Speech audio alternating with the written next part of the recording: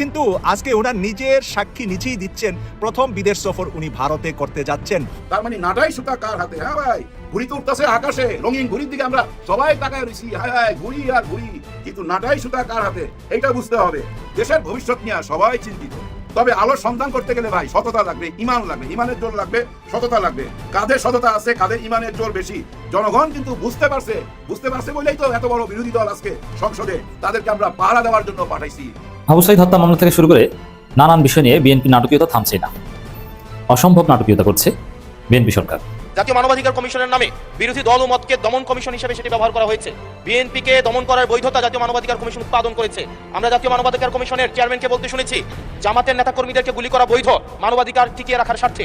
আমরা জাতীয় মানবাধিকার কমিশন 2009 যদি চলে যায়, আমরা মাননীয় স্পিকার 2009 যদি চলে যায়, আজকে যদি 2025-এর অর্থাদেশটিকে ল্যাপস করে দেওয়া হয়, এটি এই সংসদের জন্য আমাদের যে আমরা ফরওয়ার্ডিং একটা মুভে ছিলাম, আজকে এই 2025-এর অধ্যাদেশটি ল্যাপস করার মধ্য দিয়ে জাতি আবার ব্যাকওয়ার্ডের দিকে যাবে এবং জাতি পিছিয়ে পড়ার একটা টেক্সট বুক এক্সাম্পল হিসেবে এই সংসদে এটি থাকবে। দর্শক, আজকে কি ঘটনা ঘটে গেছে সেটা আপনারা সকলেই জানেন। 2024-এর অভ্যুত্থান যেই কারণে সফল হয়েছে বা যেই কারণে আরো তীব্র আকারে ধারণ করেছিল, শুধুমাত্র সেই আবু সাঈদকে হত্যার কারণে, সেই আবু সাঈদ হত্যার আজকে রায় হয়েছে। দুইজনকে কিন্তু ফাঁসির আদেশ দেওয়া হয়েছে এবং যাবজ্জীবনও দেওয়া হয়েছে। তো দর্শক, সেখানে সেই ফাঁসির আদেশকারী যেই এসআই ছিল, সেই এসআই কিন্তু চিৎকার করে বলতেছিল, আমি নির্দোষ, আমার কোনো দোষ নেই, আমি শুধুমাত্র তাদের হুকুম পালন করেছি, সরকারের হুকুম পালন করেছি। দর্শক দেখেন, হুকুম পালন করার কারণে সে গুলি করেছে এবং আবু সাঈদকে হত্যা করেছে।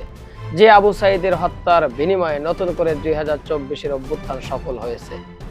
তো দর্শক শ্রোতা, সে আবু সাঈদ সূচনা হয় 2024-এর অভ্যুত্থানের, এবং সেখান থেকে এই যে যারা গুলি করলো, এখন তারা বলতেছে রায় শোনার পরে যে তারা আদেশ পালন করেছে। দর্শক, এখানে দুইটা বিষয় আছে। একটা বিষয় হলো যে সশস্ত্র বাহিনী আসলে সরকারের হয়ে যখন কাজ করে, চামচামি করে, তখন তাদের আদেশ মেনে নিতে বাধ্য হয় এবং সরকার নিজে পাপ করবে, সেই পাপের ভোগ করতে হবে এই প্রশাসনকে।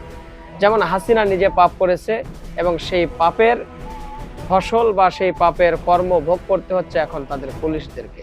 হ্যাঁ, হাসিনার আমলে পুলিশদের। এখানে আবার কথা আছে আর একটা, যারা ক্ষমতার লোভে, যারা পদের লোভে, হ্যাঁ, যে তুমি যদি এই কাজটা করতে পারো, তুমি যদি এখানকার হত্যাকাণ্ডটা করতে পারো বা এইগুলো যে দমন করতে পারো, বিরোধী দলকে যদি দমন করতে পারো, তাহলে তোমার বিশাল বড় একটা পদ দেব। মনে করেন যে সবগুলো পর্যায়ে একটা আছে না, পুলিশের ভিতরে পদ আছে না, ছোট পদ, বড় পদ, এরকম পদ আছে। তো ছোট পদের পুলিশ যদি দেখে সাহসী, ওইগুলোকে হাসিনা বেছে নিত এবং তাদেরকে বড় বড় পদ দেওয়ার আশ্বাস দিয়ে তাদেরকে দিয়ে অন্যায় কাজ করাতো। তো তারা কি করেছে? পদের লোভে, পদের আশায় অন্যায় কাজগুলো করছে। এই করার পরে এখন তো ভাই এসে এই কথা বললে চলবে না যে সরকারের আদেশে আমরা চলেছি, আমরা নির্দোষ, আমাদের কোনো দোষ নাই। পদের আশায় তো করছো। হ্যাঁ, ওই সময় তো পদ চাইছিলা। ধীরে ধীরে পদ বাড়বে, টাকা বাড়বে, কোটি কোটি টাকা কামাই করতে পারবা, বিদেশে বাড়ি করতে পারবা, এই আশাই তো তোমরা করেছিলা। তো এখন তো রায় শুনে চিৎকার করার কোনো কিছু নেই। হত্যা করেছো, হত্যার বিচার, রায়, তোমাদের হত্যার শিকার হতে হবে, তোমাদেরও ফাঁসি দেবে, এটাই তো স্বাভাবিক।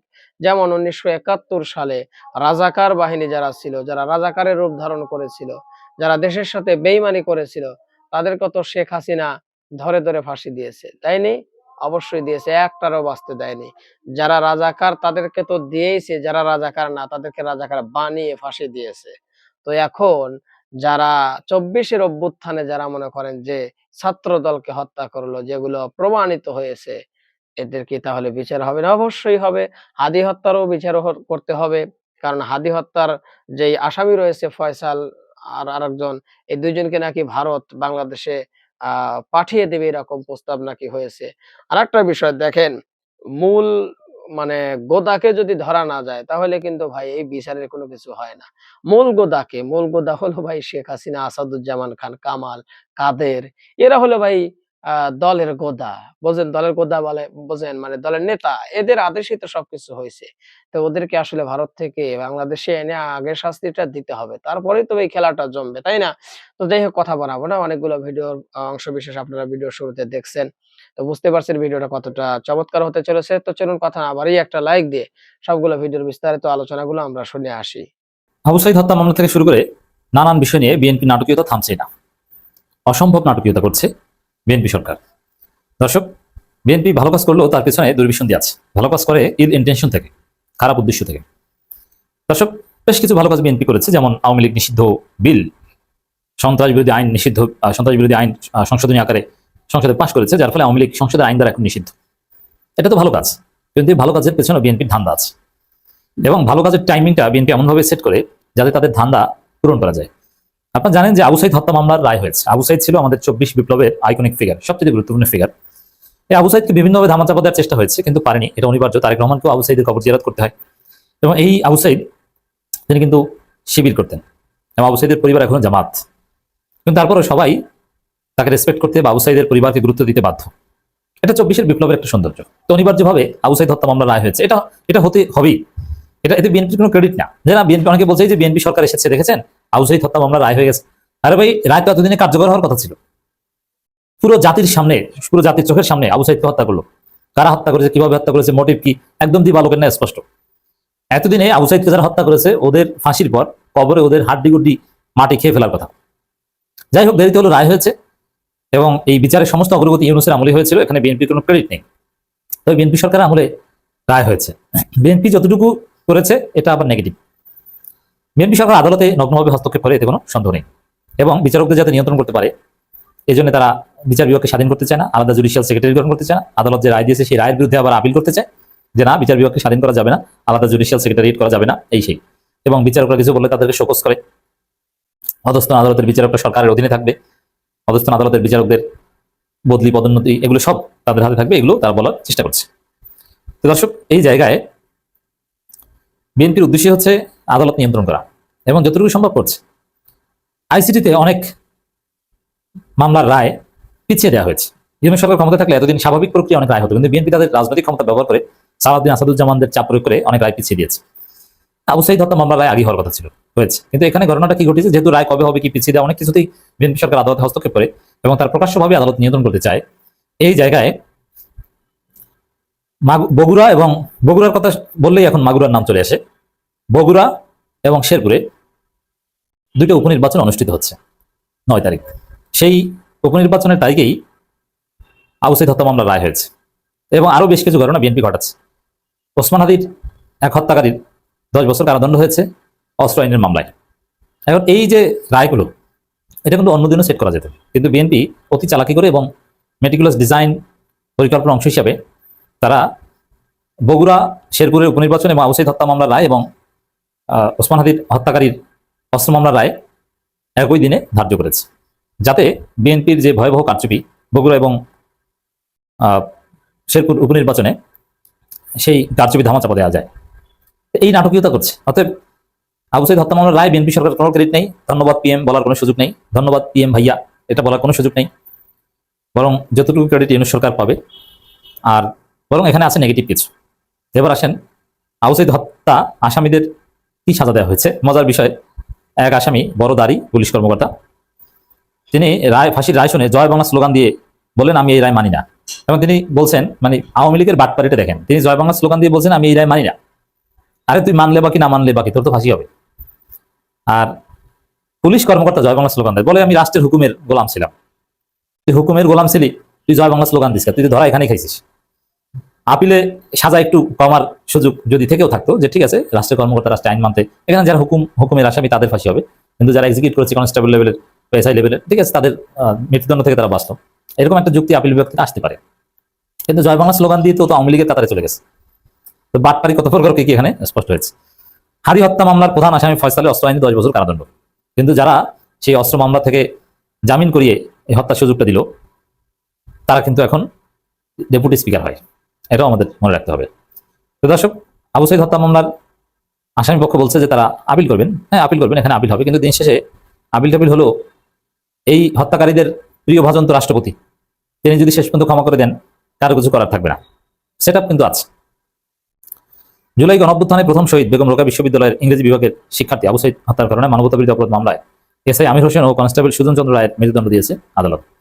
যাবজ্জীবন সাজাপ্রাপ্ত তিনজন হলেন সাবেক সহকারী পুলিশ কমিশনার আরিফুজ্জামান ওরফে জীবন, রাজহাট থানা সাবেক অফিসার ইনচার্জ রবিউল ইসলাম ওরফে নয়ন ও বেরবি সাবেক ক্যাম্প ইনচার্জ বিভূতিভূষণ রায় ওরফে মাধব। এখান থেকে আমি জাস্ট একটা বিষয় বলতে চাই, এই যে পুলিশ কর্মকর্তাদের যারা একদম রাষ্ট্রের চাকরি করতো, সরকারি চাকরি করতো, এবারে চাকরি করতে যে আজকে ফাঁসির আসামি হয়েছে, জীবনটা তামাতামা হয়ে গেছে, ওরা জাস্ট স্ত্রী সন্তানদের খাওয়ানো ওদের উদ্দেশ্য ছিল, কিন্তু চাকরি করতে যে একটু বেশি দালালি করেছে। আজকে আমরা দেখতে পাচ্ছি বাংলাদেশের প্রায় সমস্ত পুলিশ বিএনপি নগ্ন দালালি করছে। বিএনপি তাদের কথায় উঠছে আর বইছে, ও আইনের শাসন বাস্তবায়ন করার কোনো পালাই তাদের মধ্যে নাই। তো দর্শক, এই যে নোংরা দালালি, আপনি পুলিশ, আপনি বিএনপির দালালি করছেন, আপনি দেখেন এখান থেকে এই দালালি করতে যে চাকরি করতে যে এখন ফাঁসির আসামি, তা আপনি যদি একদম সৎ পুলিশ অফিসার না হন, আপনার কপালেও কিন্তু একদিন ফাঁসির দড়ি জ্বলতে পারে। আসসালামু আলাইকুম। আমি ছোটবেলায় একটা ছবিতে অভিনয় করছিলাম। ছোট বলতে অত ছোট না, 12, 14, 15 এরকম বয়স হবে। ছবির নাম ছিল মুন্না আর বিজলি। মুন্না আর বিজলি পাকিস্তানি ছবি, আবার বাংলা ভার্সন হয়েছিল বাবলু। শাবানা ছিল নায়িকা। তো ওই ছবিতে আমি এতিমের চরিত্র অভিনয় করছি। সুচরিতা আছে না নায়িকা, সে তখন ছেলে সাইজা ওই এতিমদের সঙ্গে ছিল, মানে আমি তার পিছনেই দাঁড়াইছিলাম। আমাদের একটা গান ছিল, মোরা এতিম সর্বহারা, দয়ারি দানে শুধু বেঁচে আছি, জীবন যে ছন্ন ছাড়া। ছোটবেলার সেই এতিমের চরিত্রে যে অভিনয় করছি না, সেটা এখনো মনে গাইথা আছে। এখনো ভাই অনেককে দেখলে মনে হয় আমার মতো এতিম তারা। হ্যাঁ, ওই যে চরিত্রের মধ্যে যে আমি ঢুকছি, ওখান থেকে বাইরে হতে পারতেছি না। এখনো আমার চোখে মনে হয়, বিশেষ করে এই তিনজনকে এতিম মনে হয়, রাকিব, নয়ন, আবিদ। খারাপ অর্থে বলতেছি না, কিন্তু এতিম মায়া কইরা বলতেছি, মহব্বত কইরা বলতেছি। ভাই যে যেভাবেই বলেন না কেন, অনেকে ট্রল করে, হয়তো কথা বলতে গিয়া তোতলায়া যায়, আমার মতো গুছায় কথা বলতে পারে না। কিন্তু একটা কথা তো স্বীকার যাইতেই হবে, গত 16-17 বছর ওরা কিন্তু ফাইট দিছে, জুলুম সহ্য করছে, অনেকে অ্যারেস্ট হয়েছে, নেতৃত্ব দিছে, হেলমেট বাহিনীর সাথে ফাইট করছে ভাই। এটা তো অস্বীকার গেলে না বেইমানি হয়ে যায় ভাই। বেইমানি কথাবার্তা বলা যাবে না, কারো দালাল হওয়া যাবে না, যাহা সত্য তা তুইলা ধরতে হবে। কিন্তু এই যে দৌড়ের উপরে ছিল ওদের জীবনটা, বিশেষ করে এই যে নয়ন দেখছেন না, লম্বা দাড়ি, আবার ওই দাড়ি কাইটা ফেলাইছে। কেন দাড়ি রাখছিল? ভয়ে উঠায় নিয়ে যায় যে, মাই খাইছে, তো ধরা খাইছে, বাইচা গেছে, শুনছি আবার পায়ে গুলিও নাকি লাগছে। হ্যাঁ, এরকম কথাও শুনছি। যাই হোক, কিন্তু যে দৌড়ায় যখন মনে হয় না গুলি লাগছে। হ্যাঁ, এই যে গাড়ি পিছিয়ে পিছিয়ে যখন দৌড়ায়, আমি তাকে আঁকাবাঁকা দৌড়াইতে দেখলাম না। হ্যাঁ ভাই, দৌড়াইতেছে। একটা টাইমে দেখলাম খালি পায়ে সামনে একটা গাড়িতে ঝুইলা রয়েছে, আর ওদিকে প্রধানমন্ত্রীর গাড়ি। মানে সে চাচ্ছে আমাকে দেখো। আমি কোনো ট্রল করতেছি না, তামাশা করতেছি না। ওর পরিশ্রমটা বুঝেন, দৌড়াইয়া ওই পুলিশের গাড়িতে উঠা গেছে, ওইখান থেকে বৈশা ঝুইলা রয়েছে অর্ধেক, এরকম বৈশা অর্ধেক ঝুইলা রয়েছে, পা দুইটা খালি, পিছনে প্রধানমন্ত্রীর গাড়ি। নিশ্চয় প্রধানমন্ত্রী দেখতেছে, ও চাইতেছে তাকে দেখুক। এই যে আবিদ, রাকিব, আবিদকে অনেকে আদু ভাই বলে, কিন্তু উপায় তো নাই, তাই না? দলকে বাঁচাইতে হবে, তো দলের সাথে জড়াইয়া গেছে, তো ছাত্র জীবনটা ধরে রাখতে হয়। তো আদু ভাই মাইনাই কিন্তু ওই ছাত্র দলের নেতা হিসাবে ধরে রাখছে তো দলটাকে। কেন এতগুলা কথা বলতেছি, কেন ওদেরকে এতিম বললাম? ওরা তো আসলে এতিম না, নিশ্চয় তাদের মা বাবা জীবিত আছে। যাই হোক, এতিম বলার কারণটা কি জানেন? ওদের আসলেই এই রাজনীতিতে কোনো বাবা নাই। হ্যাঁ, কোনো বাবা নাই। বাবা থাকলে ভাই নিশ্চয়ই বাবার দোয়া পাইতো। রাজনীতিতে তারা এতিম, তাদের উপরে কোনো ছায়া নাই, কারো হাতের ছায়া না ভাই। গাড়ির পিছনে দৌড়াইতেই জীবন চলে যাবে। অন্তত একজনকে যদি ওই বাবার দোয়া ক্রিকেট টিমের মধ্যে দিত, একজনকে যদি দিত বাবার দোয়া ক্রিকেট টিমে, তাহলে কিন্তু মানুষের কাছে এত প্রশ্ন দেখা দিত না। দেখেন, সংসদে এই কথা উঠছে, হাসনাত আব্দুল্লাহ চিৎকার করে বলতেছিল, বাবার দোয়া ক্রিকেট টিম বানাইছেন আপনারা, ঠিক তেমনি করে কি বাবার দোয়া বিচার কমিশন বানাইতে চান? খোঁচাটা ভাই কঠিন খোঁচা মারছে। এটা আবার জবাব দিছে স্বরাষ্ট্রমন্ত্রী। আপনারা জানেন, উনি ছাড়া তার কেউ জবাব দিবে না, উনি জবাব দেয়। উনি জবাব দিছে, এই কথা সংসদে কেন? পান্তা ভাতে ঘি কেমন যেন একটা কথা বললো, এই কথা কেন? কিছুক্ষণ পর মাননীয় স্পিকার থামায় দিয়া বলছে, অরিজিনাল কথায় আসেন, যেটা বলতে দাঁড়াইছেন সেটা বলেন, এটা বাদ দেন। তারপর উনি অরিজিনাল কথায় চলে গেল। আর অরিজিনাল কথা কি জানেন? আজকে সংসদের মধ্যে আওয়ামী লীগ নিয়েই সবাই ছিল। গত পঙ্গু বিপ্লবী সরকার একটা আইন পাশ করছিল না, যে আওয়ামী লীগ কোন রকম কার্যকলাপ চালাইতে পারবে না। ঠিক সেম জিনিসটাকে আরো শক্ত করা হলো, এবং কার্যকলাপ চালাইলে তাদের বিচারের আওতায় আনতে পারবে কিনা সেটা নিয়ে একটা আইন পাশ করছে। এটা এখন উচ্চ আদালতে যাবে, সেখান থেকে কি রায় দেয় আমরা দেখি। আবার আজকে কিন্তু এই কথা উঠছে, এই যে শেখ পরিবারকে যে সিকিউরিটি দেওয়া হইতো, নিরাপত্তা দেওয়া হইতো, সেটা থাকবে কিনা সেটা নিয়ে আজকে কথা উঠছে। আবার দেখেন, এদিকে বলতেছে জুলাই গণ অভ্যুত্থানে যারা জড়িত ছিল তাদের সঙ্গেই আমরা আছি, তাদেরকেও নিরাপত্তা দিতে হবে। মানে অনেক রকম কথা, সব কথার মধ্যেই কিন্তু মনে হচ্ছে জুলাইয়ের সাথেই আছি, কিন্তু কোথায় জানি যায় দেখা যায় ওনারা জুলাইয়ের সাথে নাই। হ্যাঁ ভাই, টোটালটাই অন্যরকম মনে হয়। মনে হয় কি জানেন, প্রেসক্রিপশনটা ওই একই, রোগ ভিন্ন, ওষুধ এক, রোগ ভিন্ন। গ্রামে দেখেন না, গ্রামে অনেক সময় দেখবেন কেউ যায় যদি কোনো ফার্মেসিতে বলে ভাইও আমার মাথা ব্যথা, আচ্ছা এই নেন নাপা খান। আবার কে যায় বলতেছে যে আমার শরীর ব্যথা, এই নেন নাপা খান। কে যায় বলতেছে ভাই হাতের এখানে ব্যথা পাইছি, এই নেন নাপা খান। মানে সব ওষুধই নাপার মধ্যে চালায় দেয়, কিন্তু রোগ কিন্তু আসলে ভিন্ন, রোগীর বয়সও ভিন্ন, বুঝতে হবে। না বুঝা ওষুধ দিলে প্রবলেম তো। গত 16 বছরের ফ্যাসিস্ট সরকার কিন্তু টোটালটাই মানসিক রোগী ছিল। হ্যাঁ ভাই, টোটালটাই মানসিক রোগী ছিল। তারা যেভাবে দেশ চালাইছে সেটা তো জনগণ মাইনা নেয় নাই। মাইনা না নেওয়ার কারণেই তো 5ই আগস্ট আসছে। 5ই আগস্টের পরে আমরা কি চিন্তা করলাম, আচ্ছা গত 16 বছর যে 3টা নির্বাচন হয়েছে, এগুলো আমি দামি নির্বাচন, ভুয়া নির্বাচন, দিনের নির্বাচন, রাতে হয়েছে, এবার বোধহয় একটা কঠিন নির্বাচন হইতে যাচ্ছে। একেবারেই সততার সঙ্গে নির্বাচন হয়েছে, বিরোধী দল মাইনা নিছে, জনগণও মাইনা নিছে, কারণ যেটা ভাগ্যে ছিল সেটাই হয়েছে। কিন্তু দেখা গেল একটা টাইমে নির্বাচন ঠিকই মানছে, যেটা ওনাদের পক্ষে সেটা মানছে, কিন্তু জনগণের পক্ষে যেটা 70 ভাগ, প্রায় 70 ভাগ জনগণ যেদিকে, সেটা মানে নাই। সেটা কি প্রশ্নের মুখে ছুঁড়ে দিছে। সেটা নিয়েই এখন এই সংসদ ভবনে গত 1 মাস যাবৎ আলাপ চলতেছে। পার মিনিটে 2 লক্ষ টাকা, পার মানে 1 ঘন্টায় 1,20,00,000 টাকা। হ্যাঁ ভাই, 1 ঘন্টায় 1,20,00,000। কত ঘন্টা পার হয়ে গেছে, এর মধ্যে কথা কিন্তু আগায় নাই।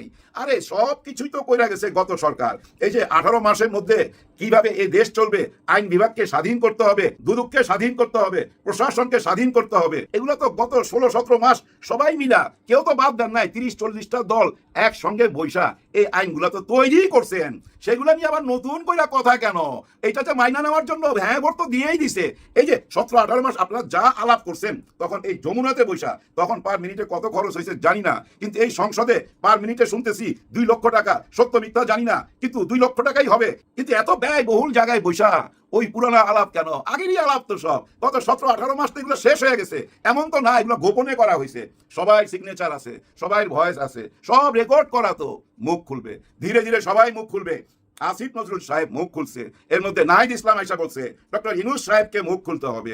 উনি কেন বলছে? ওই যে মক্কা মদিনায় যাওয়ার পথে নিম গাছের নিচে বৈশা আলাপ কইরা সিদ্ধান্ত নিছে।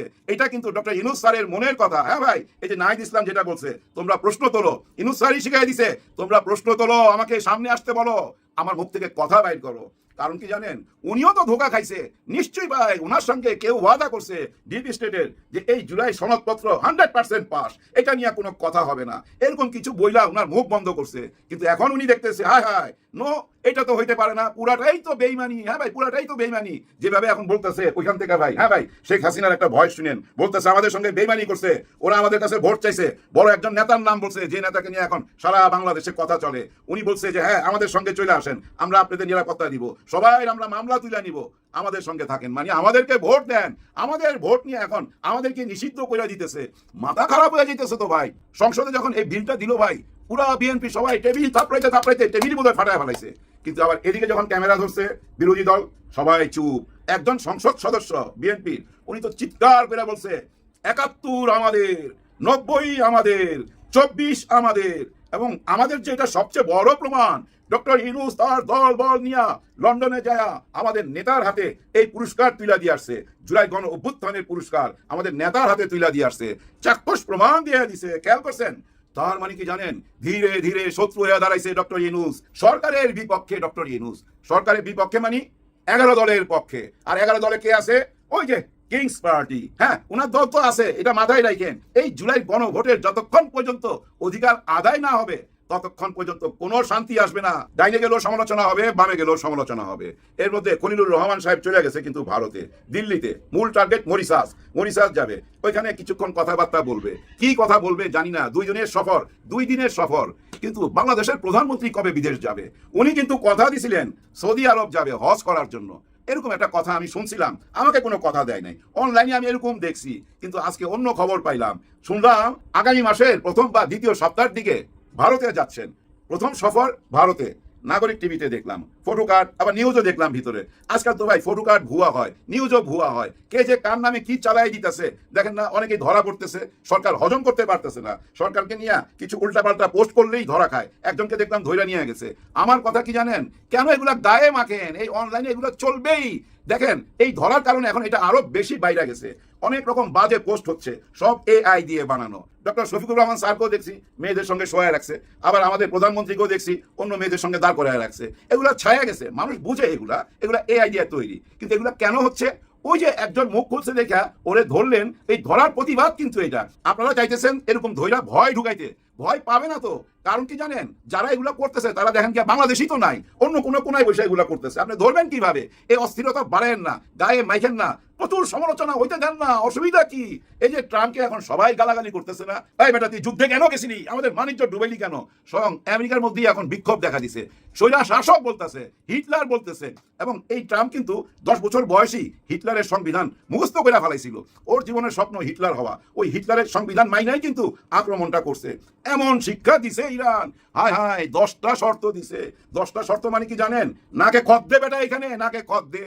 হ্যাঁ, যে হরমুজ প্রণালী দিয়া সবাই আসতো যাইতো, কোনো ট্যাক্স নিত না, এখন ট্যাক্স বসায় দিছে। আর সারা জীবনের জন্য কানে ধরতে বলছে, ইরানের দিকে আর তাকাবি না, একটা মিসাইল কেন, আঙুল তুইলেও তাকাবি না, চোখ দিয়েও তাকাবি না। সবচেয়ে বড় বিপদে পড়ছে কারা জানেন? এই যে আরব দেশের ভেতরে এসব রাজা আছে না, রাজা রানী, ওদের পোলাপান সবগুলা বিপদে পড়বে আগামীতে। কারণ ইরান কিন্তু ওই রাজতন্ত্র চায় না।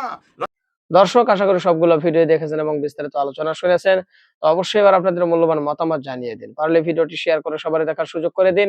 আর আমাদের এই চ্যানেলে নতুন হলে সাবস্ক্রাইব করুন, যারা ইতিমধ্যে সাবস্ক্রাইব করেছে সবাইকে ধন্যবাদ জানিয়ে আজকের মতো এখানে বিদায় নিচ্ছি। দেখা হবে নতুন কোনো ভিডিওতে। সে পর্যন্ত সবাই ভালো থাকবেন, সুস্থ থাকবেন। আল্লাহ হাফেজ।